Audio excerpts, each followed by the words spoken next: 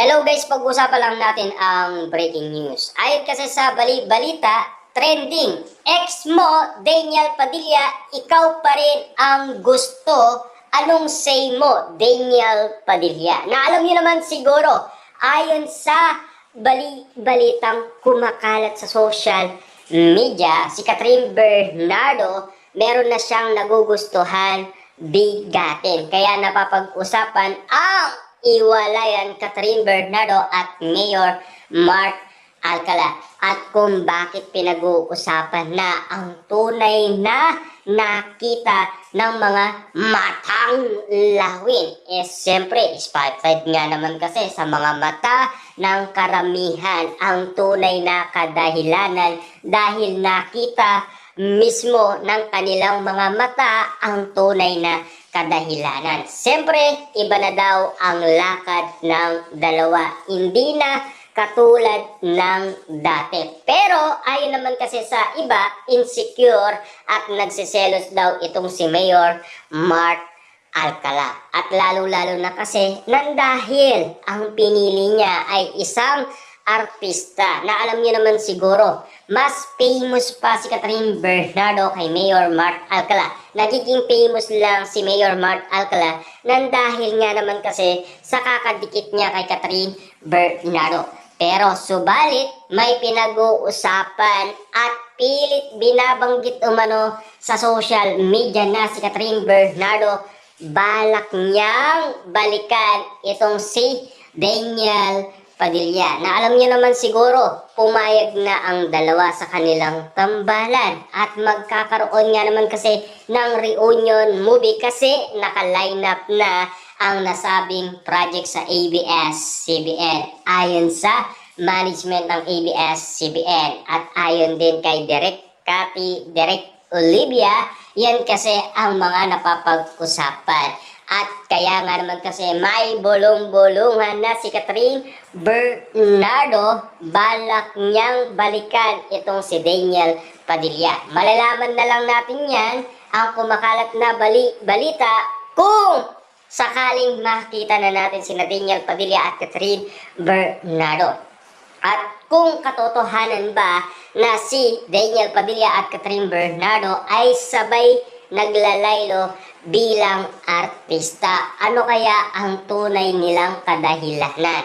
Ayon kasi sa balita. Hanggang ngayon kasi ay wala pang update kay Catherine Bernardo bakit siya naglalaylo bilang artista. Samantalang kay Daniel Padilla, may alam na ang iba't ibang mga netizens, lalo-lalo na ang mga Dilulo fans. Ayon kasi sa kanila, si Daniel Padilla kung bakit siya naglalaylo, balak niya nang magpakasal kasi focus na siya sa mga negosyo at pinag-aaralan niya ng mabuti. Pero ang mga Dilulo fans na mga Katniel fans, alam nila ang tunay na kadahilanan kung bakit kumakalat ito sa social media at kung bakit pinag-uusapan.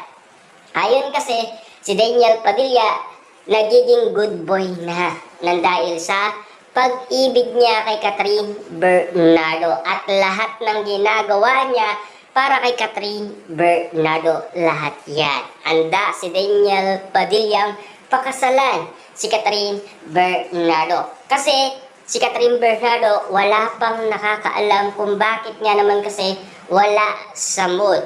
Pilit niyang inaabol-habol itong si Daniel Padilla. Na alam niyo naman siguro noon si Daniel Padilla ang abol ng abol kay Catherine Bernardo. Kita niyo naman ha, gumawa pa ng paraan si Daniel Padilla para lamang ma-connect siya kay Catherine Bernardo para makapag-usap at magkita at suyuin muli ni Daniel Padilla si Catherine Bernardo. Pero ngayon, tila ang umahabol-habol ngayon ay si Catherine Bernardo ayon sa pinag-uusapan. Pero taliwas naman sa kwento ng iba dahil may blind item daw na nakikipagbalikan kay Catherine Bernardo. Yan kasi ang mga ulat at balitang kumakalat umano sa social media. Magkakaroon nga ba ng comeback ang dalawa at igit pa ba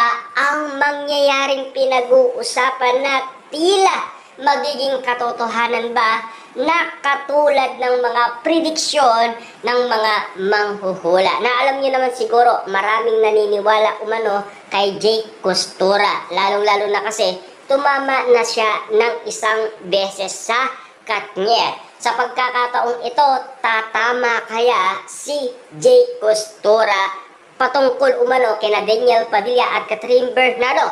At lalong-lalo na sa nakakatakot at nakakakilabot na kwento ni Jake Costura na magkakaroon ng third wheel sa relasyon Daniel Padilla at Kyla Estrada. Yan kasi ang mga napapag-usapan na tila nakakakilig pero nakakatakot at nakakabaliw. Pero natuwa naman ang mga Dilulo fans na mga Katniel fans sa hula at prediksyon ni Jake Costura kung bakit lumalaban pa rin ang mga Katniel fans. Dahil binibigyan sila ng impormasyon tungkol kina Daniel Padilla at Catherine Bernardo. Lalong-lalo na ang mga manghuhula sa kanilang prediksyon na pinaniniwalaan ng karamihan. Pero alam niyo naman siguro napapag-usapan si Catherine Bernardo, walang takot sa prediksyon. Na alam niyo naman siguro, nakaitim na damit at bumili ng nasabing sasakyan na Land Cruiser na number 17. Kasi nakakatakot nga naman kasi ang kwento ni Ruby kay Catherine Bernardo. Maaksidente daw ito pero hindi naman nangyari, di ba? Laging nakaitim si Catherine Bernardo pero hindi naman nangyari. Kaya nga naman kasi mas pinaniniwalaan si Jake Costura kasi tumama na siya sa unang beses patungkol umano kina Daniel Padilla at Catherine Bernardo. Ito kayang ikalawang beses ni Jake Costura.